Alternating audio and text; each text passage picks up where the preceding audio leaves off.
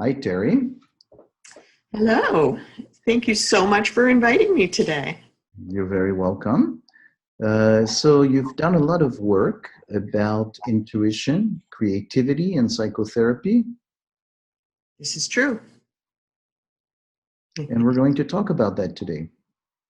One of my favorite topics.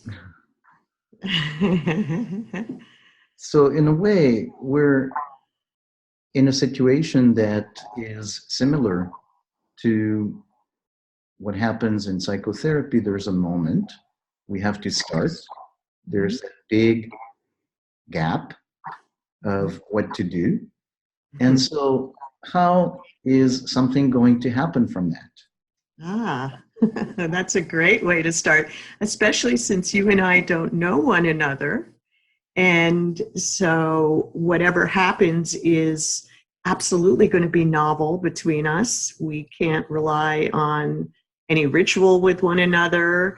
There's no formula for what we're doing. And to me, that's really exciting. And it's one of the most fun aspects of psychotherapy when I can't predict what's going to happen. And that's the place where I think the importance of novelty has been underemphasized, and novelty and creativity go hand in hand. So many therapists may not think of themselves as being creative people because they think that creativity has to be connected to painting or drawing or doing music. But I think that creativity is mostly connected with novelty, and that what we do when we really achieve full intersubjectivity, where two people are fully present in mind, body, and spirit, is an emergent kind of novelty that comes really in the space between you and me in this case. Yeah. So we're talking about a sense of a space that's populated by two human beings and present in mind, body, spirit, maybe just a slight edge of, if not anxiety, some fear about what is new, because what is new cannot be totally reassuring. But at the same time, certainly a degree of excitement about what's going to happen. Exactly. And when you are taking that somatic focus on the relationship between fear and excitement, it reminds me of my very first clinical training outside of my graduate school training, which was at UCLA and was in cognitive behavioral. And even at that time, I was not attracted to that modality at all and didn't believe in it, even though I did a dissertation in it. But I went outside into the Gestalt world, and the formulation there was that excitement is fear that is supported by the breath. And I love that idea, especially as a yogini, which I have been for more than 40 years. And I really think that that's the case, that when we truly breathe into the scariness of the unknown, then we can feel excitement more than fear. Yeah. So that sense of excitement is fear supported by breathing. So that not running away from the fear, not pretending it's not there, actually being very aware of it, but utilizing it as some kind of a platform that helps us go farther if we also bring that mindful attention to breathing. Exactly. And, as we're talking about this, I'm having images not only of yoga class, which I've just come from, so it's on my mind with the breath, but also as a previous rock climber. I was a very serious rock climber for a long time, and that sort of toggle switch between fear and excitement it was so familiar to me there, in terms of hanging over the edges of things and being on the edge continuously, and then attempting to still my mind and focus and convert the scariness of that into excitement. So, I have personal acquaintance with the situation of the unknown in therapy, but not, certainly not in rock climbing. And I'm a little curious to invite you to talk a little bit more about what it felt like. You know, you describe it a little bit. Was it something that you had an awareness of fear as you were doing it, or was it something that... Yes, you know, when I was most avid as a climber was really kind of at the end of graduate school. So I was in my late 20s and my 30s when I was doing most of my climbing. And I was so aware of fear, and I had this very peculiar syndrome, I'll say, as a rock climber, which was that when I was following, I had one partner, and that partner was a real veteran climber who had been climbing for 25 years. He knew lots of the routes that we were doing, and he just was so collected and calm and such. And when he led and I followed, I would go anywhere, and I felt kind of fearless following because I trusted him. There really was an attachment dynamic going on. I totally trusted this fellow to keep me safe and to be safe himself. And indeed, in the years of climbing, he so rarely fell. I so rarely had to catch him on a lead fall. But anytime I tried to lead myself, I couldn't do it. I would get terrified. I did not trust myself. I could not overcome that barrier, even if I had just followed the very same climb and knew I could do it and knew it was in my body. And I spent years in therapy trying to overcome that fear to be the lead climber and fully trust myself. I never succeeded. And eventually I just surrendered to the fact that I will never be a lead climber. I don't enjoy that level of vulnerability and necessity for self-trust. And I just surrendered to following.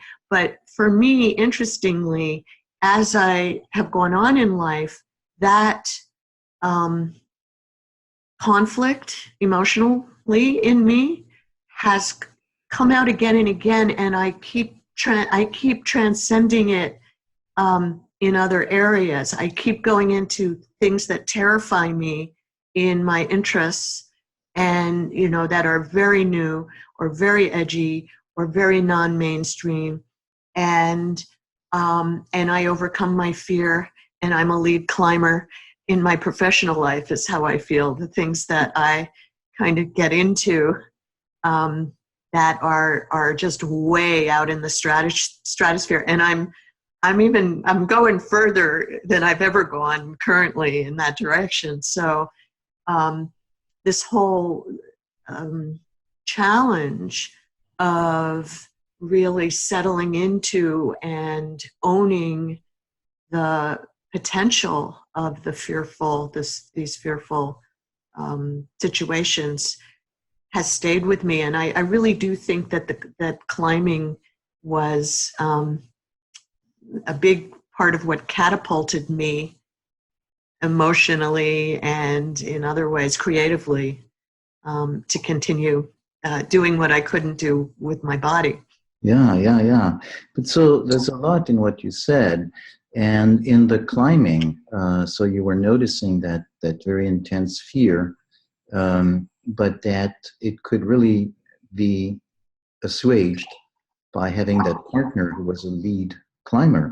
Yeah, I trusted my partner more than I trusted myself. Yeah. And that made me feel ashamed a lot. Yeah. So just there, again, I want to notice there's a lot of charge. There's a lot of, when we talk about something like this, we just simplify it in terms of having fear, not having fear, climbing, not climbing. But what you're talking about, I trusted my partner more than I trusted myself. You're talking about feeling shame about this. So we're talking about really a very big complexity of things that are involved in that challenge. Right. We're also talking about the fact that, in other circumstances, you have been able to actually become the lead climber. and transcend that, but not in climbing. So we're talking about something that is, multi-level, complex. And you certainly are not coming here presenting it and saying, I have found a recipe for conquering all your fears, and here's 1, 2, 3. But there's a certain degree of mysteriousness about it. Absolutely. Absolutely. And, and there is an interesting dialectic between the places where I couldn't conquer my fear and then the places that I can. And that paradox is, I think, at the basis of the psyche everywhere, actually, those kinds of poles between opposite extremes. I think make for a lot of what we do, and complexity. You use the word complexity, and my interest in nonlinear science brings me right into complexity theory as the hallmark of health, both physically and mentally, emotionally. So maybe let's talk a little bit more about that sense of embracing complexity as, in terms of also mental health, in terms of, dealing with opposites, dealing with fears, dealing with doing stuff. Sure. Especially in the world of short-term symptom-focused therapy. The ideal of that kind of therapy is take away symptoms, remove symptoms, bring the person back to some kind of baseline of health, let's say, like almost as if it's like a flat line, like an MMPI, where pathology are spikes of symptoms and health is a flat line. Well, first of all, from a neurobiological point of view, it's absolutely impossible to do that. We cannot take anything away when it comes to the brain. We can only add things. We can add connectivity, and we can add circuitry such that maybe it moves away from the circuit where the symptoms are, but we don't take away anything. It's a trick of the mind, of the conscious mind, to believe that anything can disappear like that. And from a complexity model of health, it's not about reducing symptoms. It's about increasing variability. It's about having the capacity to go anywhere and everywhere, and being able to flexibly and fluidly choose and go where we need to in a particular moment. And so, and this is true physiologically too. The heart rate variability is a classic sign of health, and having a wide variability is very healthy, and having a narrow variability, having a rigidly narrow variability is a sign of lack of health. Yeah. But so it's very counterintuitive in the way that we tend to conceptualize things. That's right. That we tend to think that simplifying, reducing is going to be what helps us thrive. We talk about extinguishing memories instead of actually redirecting attention, right. Redirecting focus, and actually that or reconsolidating memories. So reconsolidating a memory in a new context that helps make it more palatable, and in fact that has been, along with the focus on relationship as the universal ingredient of what makes for a successful psychotherapy.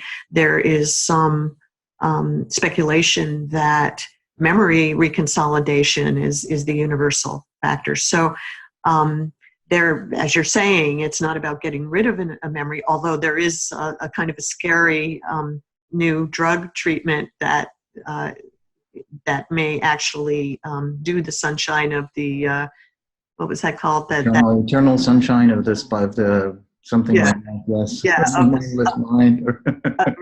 right, which is a great movie. I love that movie. But this idea, yes, of getting rid of things is it is counterintuitive. Although what's interesting to me is the more I seep myself in these notions and really, in a fully embodied way, like dance is a really good example, where I can now feel intuitively um, the value of these ideas. Where in dance, so I don't climb anymore, or I did once, just to see what that was like, as on my what was it, my 60th birthday, I think. Yeah, my 60th birthday. I hadn't climbed in a really long time, and I did. And I hired a guide, and did, I did pretty well. I did a 5'10", which in the climbing world is really not bad for not having. What is a 5'10"? So a 5'0" is like walking upstairs, and a 5'13" is like trying to climb glass. And so a 5'10" is, it's pretty high on now. There are levels of 5'10", there are multiple levels of 5'10", 11, 12, 13, and apparently, if anybody out there has seen the new movie Solo about climbing El Cap, which is just an incredible movie. But apparently, I think there are 5'14s now, but they didn't exist when I was climbing. So people, keep pushing the threshold. But anyway, I'm mostly dancing these days, and the trick, or one trick, and I've actually never articulated this before, so this is sort of exciting for me to do, is there's sort of a basic developmental sequence that goes from differentiation to integration, right? And so the differentiation is being able to move each muscle separately from every other muscle. And then the integration is being able to coordinate them in a flowing, smooth way. And so you can sort of hear the variability in that in the differentiation, we have access to every single one of the muscles in our body. And, and then the coordination is taking that complexity and making it one unified thing. Mm-hmm. We try to, I think in many ways, mental health is kind of like that too, having access to all our faculties and all our talents and our strengths and our weaknesses, even our unconscious and our conscious, and then unifying that in a smooth way and drawing upon whatever needs to be drawn upon in any given moment, in any given context. Right. So there is a sense of finding the unity in the complexity. Mm-hmm. Exactly. And there's the paradox of the simplicity and the complexity as well. Yeah. Mm-hmm. Yeah. So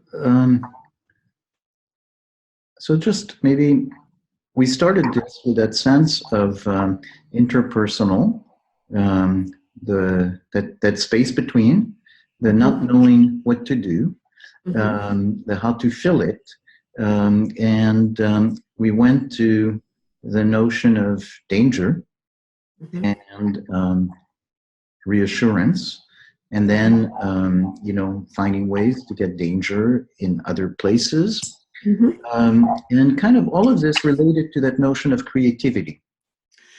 Also, yes, related to the notion of creativity, and also to the notion of play, and creativity as a kind of play, and play as a very, very basic emotional, motivational circuit that is in all mammals, humans and animals as well.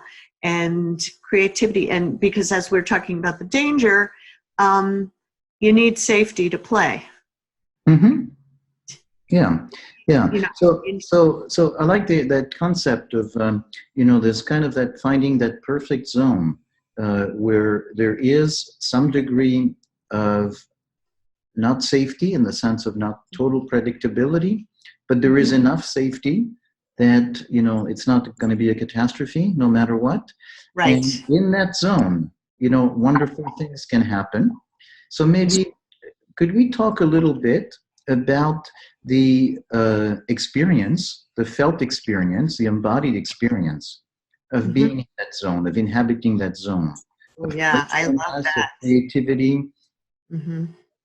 Yes, as I'm going to go back, since you mentioned embodied, I'm going to go back to dance because that is a place I've been dancing now for maybe 40 years, doing ballet and jazz. And when I first started, I was not in the zone. Not when I first started. I was trying to think my way by thinking about my body parts and thinking about how to move them and put it together. And I was not only jerky, but I had no sense of space. I also had a left-right dyslexia, and anytime I got anxious, I just automatically would go the wrong direction, often hit people around me because I wasn't able to take into account the space around me. And but I stuck with it. I stuck with it and also wanted to learn how to learn. I'm really convinced that learning how to learn is more important than learning any particular thing. That's something that I have said to my children as they were growing up, over and over again. And it's something that I have practiced in a very embodied way, both in yoga, but especially in dance, because I was much less coordinated in dance than I automatically was in yoga. I very flexible, and I've been called a pretzel in a former life, actually. Um, but in dance, I really, really had to learn how to do it. And what I learned, first of all, I'm amazed that after all these years, I see many of the same people in many of the same classes, and a lot of people don't progress, which I find very interesting. I think they go there for other reasons. They go there just to have fun or whatever, listen to the music, chill out, take a break from their life. But I go there to improve. I go there to learn how to learn. And so over time, some of the things I've learned about how to get into a flow include probably the biggest one is turning off my brain, not thinking. And yoga helps with that a lot, because it's, thinking of it as a meditation in yoga is very useful, kind of a silent meditation without words. And learning how in yoga to spread focus throughout the body and beyond the body is another important thing, as opposed to focusing on one part of the body, and especially some part that's in pain. That's not a good thing to do. It's, spreading evenly. It's like Freud's evenly hovering attention, but now it's focused inward into the body. And so that was how, ironically, I learned how to memorize choreography in dance. Because when I tried to do it in my head, I couldn't do it, and my anxiety would block me, and I would have, space out and not be able to, just freeze, not be able to remember at all. So not trying to remember with my head, trusting my body, the thing I couldn't do when I was climbing, trusting that it knows what the moves are, has really helped me learn the choreography and the memorization. But then I have the big moment for me in flow, and really truly achieving it after all those years happened. It happened in a single day where I recognized that I want to call it a synesthesia. I had a synesthesia experience. Synesthesia, for, just to explain what it is a blending of senses. And there are some people that are synesthetes, like a lot of the lightning mathematicians, for example, who can, instantly come up with the answer, see colors or see numbers as words, or it's a blending of the senses. It's a lot of musicians also have this, where they see colors as their musical notes take the form of colors and this sort of thing. And there's a lot of controversy about where that comes from. For me, it wasn't quite as literal as that, but what happened in that moment for me was that all of a sudden my body started to sing the music. And when that happened, now I do it all the time, and I do it in yoga too. I sing the flow, if it's a flow. And I especially like when music is on in the background, because I do dance to it.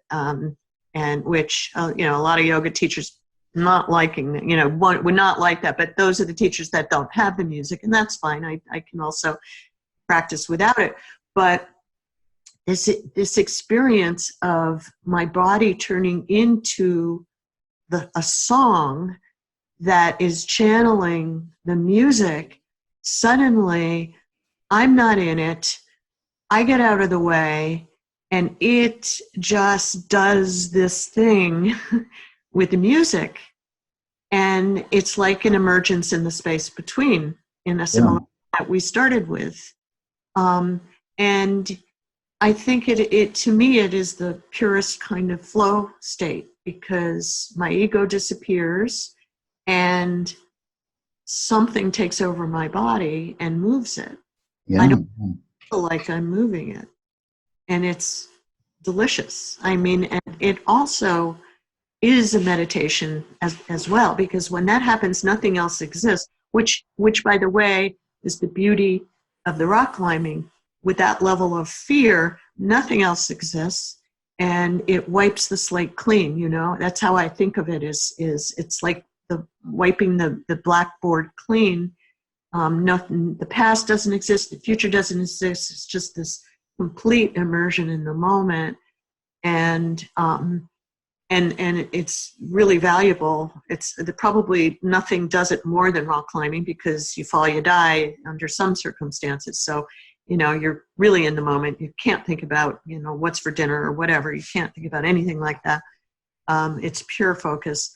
But when I can achieve that as well in either dance or yoga, it's just this really, really kind of delicious feeling of oneness with the moment, music, the choreography, etc. And I do think that is kind of the essence of creativity. And whether it's there, or it's, a dialogue with the music like that, or it's a dialogue in psychotherapy, it's a similar kind of melding and melting into that moment where nothing else exists but the person you're sitting with and the thing that's coming up between you. So I want to, kind of play back a little bit of what I remember of what you said. And the risk is, of course, that I'm oversimplifying it. There was a richness to what you said. But so, we're talking about creativity, and you're talking about your experience in dancing, where it didn't come easy for you. You noticed that awkwardness. And then you mentioned that actually, instead of trying to learn, you were focusing not on learning, but learning how you learn. So that there was that curiosity about why you do what you do and how you learn. And part of doing that was very consciously turning off the dialogue, the inner dialogue, the brain talking, just very similar to what happens in meditation or what you do in yoga. And in that sense, creating that space where, it's not a guarantee that it will happen, but what happened to you was that experience where you could actually feel yourself being the music and resonating with it, just like violins can resonate without being played, or something that you were in it, and that's a state of flow that you really appreciate. Yes, I think that was a beautiful way to sum up what I said. I don't think it oversimplified at all. And it, as you were saying it, what was coming up for me was about a week ago, I think I had the crowning glory of arriving as a dancer, which was I was just meeting someone for the first time and talking to that person. And that person said, "Are you a dancer?" And I that brought the greatest of joy to me. Yeah. Because clearly I was moving my body in the same kind of fluid way that I had been really trying to achieve. So it brings up for me another sense of the word creating. Like we talk about creativity moment by moment, the moment of having an idea, the moment of catching something that we hadn't thought about before. But here you're talking about a longer term thing of how you created yourself into another possible version of you. And you became a dancer. Yeah, I like that. That's nice. Yeah, it's a kind of self-creation. Mm-hmm. And I do think that self-creation and creative acts that are external kind of go hand in hand. That just like in therapy, when there's a creative process in the space between, in that intersubjective space, it doesn't only create a new version of the patient, it also creates a new version of us. Mm-hmm. Mm-hmm. Yeah. That's one of my focuses in the clinical intuition and psychotherapy book, is how change is a two-way street. Yeah, that it would not happen actually if it was a one-way street, or just yes. So the intersubjective space, of course, is the space where two people are subjects instead of one being subject and the other being objective, and so being aware that space, and there's a space between, and that there's a space that's created by both of us, and kind of playing with that space and shaping it and sensing into it, as opposed to just being focused on what you do, but kind of a lateral awareness of that space, and almost physical sensing of that space. Mm-hmm. Yeah, I think that's a really nice way of putting it, and certainly there is a somatic element to it. We feel when the other is kind of leaning into that space and openness. And openness is probably the most important quality. Courage is important from where we started, where just the courage to face the fear, face the unknown, etc. But openness is even more important. Safety certainly is necessary for openness, but openness really allows us to kind of lean into those spaces between, and we can feel when the person that we're with is closed or defended, because then what we're doing is coming up against defenses. Mm-hmm. Mm-hmm. Mm-hmm. Yeah. So we're talking about it, of course, in the context of psychotherapy, but this also applies to everyday life, to the sense of how we approach interactions with people. Mm-hmm. Yeah, and how we approach just the activities of our day, and how much we are either locked into rigid patterns where we just repeat the same thing over and over again, versus being open to just to novelty there too. Yeah. And so if that conversation is shifting, has been shifting to that sense of creativity in everyday life, for people, not just therapists, but for all of us, and that you bring up that sense of being in touch with the rigidity, the potential rigidity, and being in touch with the potential for openness, acknowledging how safety is going to obviously be helpful in facilitating openness, and that openness together with curiosity, as we mentioned before, in the dancing, the learning to learn, so how do we actually notice physically that transition from the more rigid mode to that more open, curious, flowing mode? Well, so there I would go to yoga, because that's the thing I've been doing the longest. I started when I was a sophomore in college, so that has been many, many years. And I think when I've done like my 10,000th sun salutation, how do I do that and make it new? As opposed to I'm repeating something I've done 10,000 times, I'm going to check out. And that's, for me, that's part of my practice and it's a different kind of pursuit of novelty. There's the big kind of N, I'll say this similar to, there's the little c and big C kind of creativity, where there's the everyday life creativity and then the genius type of creativity. But I'm making this up now, the little n and the big N, in that the big N, the big novelty is somebody transforms their life. We see a patient, or we go about our business, and suddenly we have this watershed experience and go off in another direction. But the little n are the tiny nuances, and finding how to tune into that tiny nuance and perceive the novelty. And I think as a therapist, for me, that's one of the most important skills, especially when I'm working with a rigid person who claims, I don't know how to change, nothing ever changes, the future is going to be like the past. I mean, this is your classic fixed mindset or depressive mindset or stuck personality or something.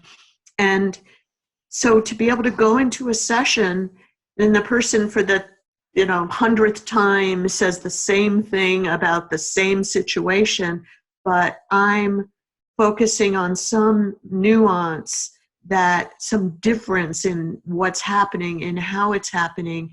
And by amplifying that, I try to kind of get leverage in the change pot, string. It's like a little string. I catch hold of it and then I try to pull it more and more by noticing the differences in where that rigid thing is. And I think it's very similar to doing a sun salutation and really trying to find how to make it new, even though it's very, very old and it's a repetition. So that kind of search for novelty is the depth of it, as opposed to the big N, which is more the breadth of it, and both are important. But as therapists, probably the subtle the depth one is the most important, especially if we work long term, which I tend to do. I tend to work with patients for years. Most of the people I see for years. And if we want to go deeper and deeper after seeing someone for that amount of time, there's gotta be somewhere to go. And that subtlety is really helpful in deepening the work. Yeah. So that reminds me of the quote about the bell and the broken part through which the light comes through. That the big part is the bell, but you need to focus on the part that's a little broken, because that's where the light is going to come through. Yeah, that's a lovely image. That's what's his name? The singers. Leonard Cohen, yeah. Leonard. Love his music. So just taking a moment to see if there's something you want to add. Well, I will address our process in the last moment. I think it's only fair to circle back around to what we're doing, since we keep coming back to intersubjective space, which is this has been really nice for me. I have found myself talking about a lot of different things that I don't ordinarily talk about in one place, and it feels like there's been a sort of a nice flow in how these things go together. And with a good somatic focus, because I know this is the somatic world is where this is going to. So I really enjoy the somatic metaphors, and how sometimes those somatic metaphors are actually literally true also. And that way that the metaphorical and the literal blend through the body is very cool. Thanks, Jerry. You're very welcome. Again, thank you so much for the invitation.